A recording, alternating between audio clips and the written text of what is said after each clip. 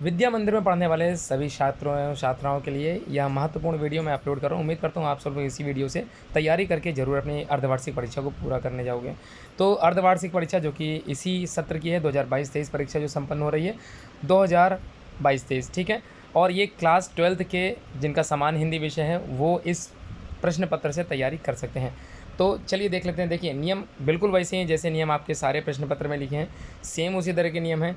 अब चालू कर देते हैं प्रश्न पत्र को समझाना। तो पहला क्वेश्चन खंड का में जो दिया गया है यहाँ पर प्रश्न संख्या 1, इसमें पूछा गया है खड़ी बोली गद्य के प्रारंभिक उन्नायकों में से कौन उन्नायक नहीं है। देखिए बात करें खड़ी बोली गद्य के प्रारंभिक उन्नायक तो आप लोग ऐसे समझ सकते हैं कि आधुनिक युग जब प्रारंभ हुआ था, अर्थात कह लें गद्य साहित्य का जब जो है स्टार्टिंग हुई थी, तो पूर्व भारतेंदु युग के जो 4 उन्नायक थे वही आप लोगों को अच्छे से पढ़ के जाना है। 4 उन्नायक के नाम मैं बता देता हूँ।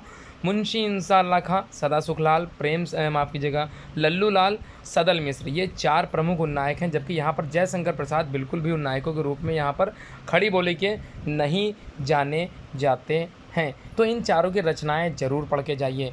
आगे देखते हैं हिंदी प्रदीप के संपादक कौन थे। तो हिंदी प्रदीप के संपादक आप लोग जरूर पढ़ें, बालकृष्ण भट्ट के द्वारा रचित ये जो है संपादिका है, आप लोग जरूर पढ़ के जाएं। भगत सिंह को फांसी दी गई थी, कब दी गई थी, थोड़ा सा प्रयास कीजिए। भगत सिंह को फांसी किस सन में दी गई थी। अगर सन आपको याद आ जाएगा तो समय सीमा, सभी युगों की समय सीमा याद आ जाएगी। मैं बता देता हूँ भारतेंदु जो युग चालू हुआ था वो 1850 से जो है 1865 तक, माफ़ कीजिएगा 1850 से चालू हुआ था और ये लगभग 1900 तक चला था। 1900 से 1920 तक चला था आप लोगों का द्विवेदी युग। 1920 से 1938 तक माना जाता है ये चला हुआ था। उसके बाद 1938 या 1936 से, आप लोग किताब में भी अलग अलग हो सकता है, परेशान मत होइए, 38 से ये चला था 47 तक और 47 के बाद स्वतंत्रतोत्तर युग चालू हुआ था, ठीक है। तो द्विवेदी के बाद शुक्ल युग जो आया था 1920 से 1938, शुक्लोत्तर युग आया था जो 1938 से 1947 तक चला था और स्वतंत्रोत्तर युग जो आया था वो 1947 के बाद तक चला था। इसी में आप लोगों को नई कविता का संचालन पढ़ना है अच्छे से जो, और आप लोगों को तार सप्तक, प्रथम तार सप्तक की शुरुआत कब हुई थी, द्वितीय तार सप्तक याद करना है और तृतीय तार सप्तक, ये प्रश्न जरूर पूछे जाते हैं। चलिए आगे देखते हैं। अगला क्वेश्चन हिंदी का प्रथम मौलिक उपन्यास परीक्षा गुरु है, लाला श्रीनिवास दास, अच्छे से पढ़ के जाइएगा। देखिए ये चारों जितने भी यहाँ पर दिए हैं इन सबके रचनाकार जरूर आप लोगों को आने चाहिए। मैं बता देता हूँ, प्रश्न जरूर आता है। चंद्रकांता देवकी नंदन खत्री की रचना है। इरावती जो कि अधूरी है, उपन्यास है अधूरा जो कि जयशंकर प्रसाद का है। परीक्षा गुरु लाला श्रीनिवास दास की रचना है जो कि प्रथम मौलिक उपन्यास मानी जाती है। और गबन गोदान मुंशी प्रेमचंद का उपन्यास है। उम्मीद से आप लोग समझ गए होंगे। अगला क्वेश्चन आवारा मसीहा जो कि विष्णु प्रभाकर की रचना है। आप लोगों को बताना है कि ये रचना किस विधा में लिखी गई है। 4 ऑप्शन आपकी स्क्रीन में कमेंट बॉक्स में जरूर कमेंट करके बताएं। आदिकाल का ये जो बीजोपन काल नाम है ये किसने दिया था।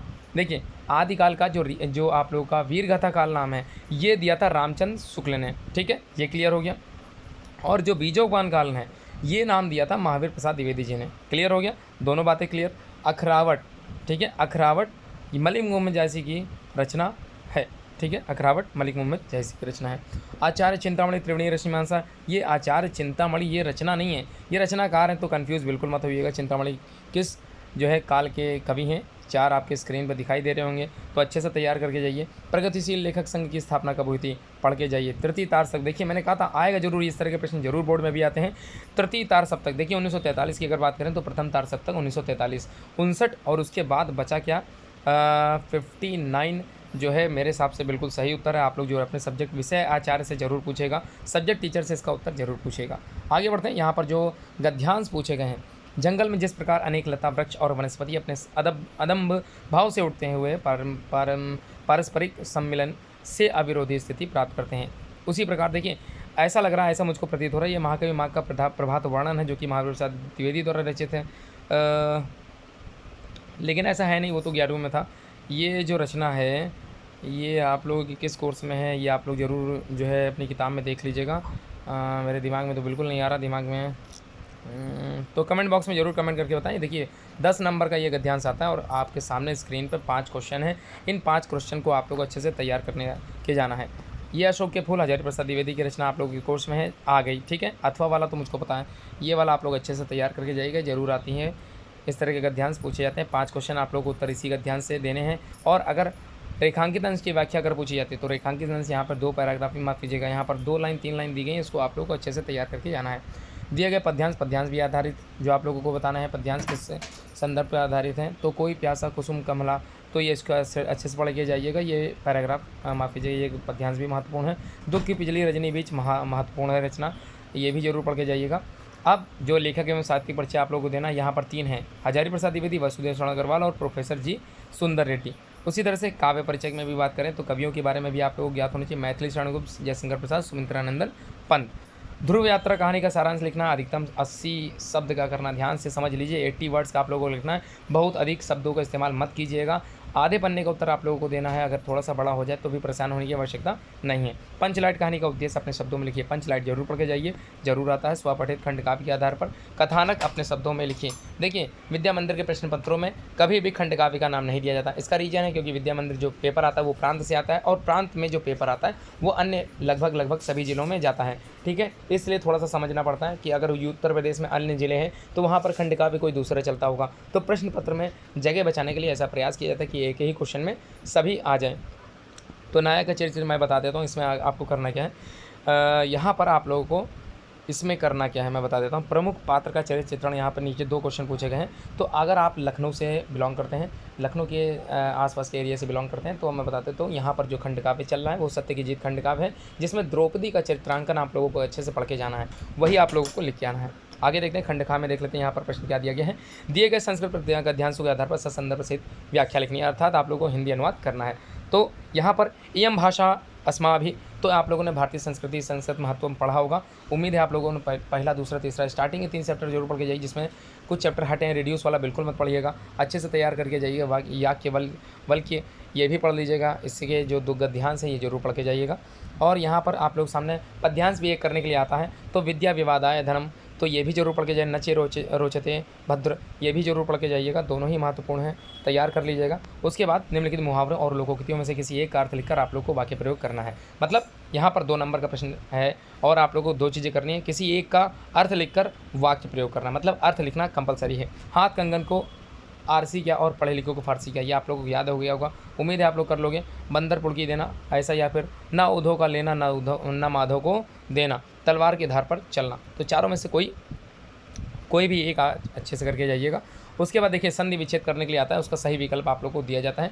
विकल्पों के आधार पर ही अपने प्रश्नों का उत्तर देना है आप लोग को, ठीक है। एक नंबर का यहाँ पर ध्यान समझें। तो प्रमृत्यु ये पहला आ गया, तो इसमें कौन सा आंसर सही होगा, और उमावपी इसमें कौन सा उत्तर सही है, अच्छे से तैयार करके जाइएगा। उसके बाद एक और आ गया है कठोपनिषद की संधि विच्छेद, मतलब 3 प्रश्न संधि विच्छेद के आ जाते हैं।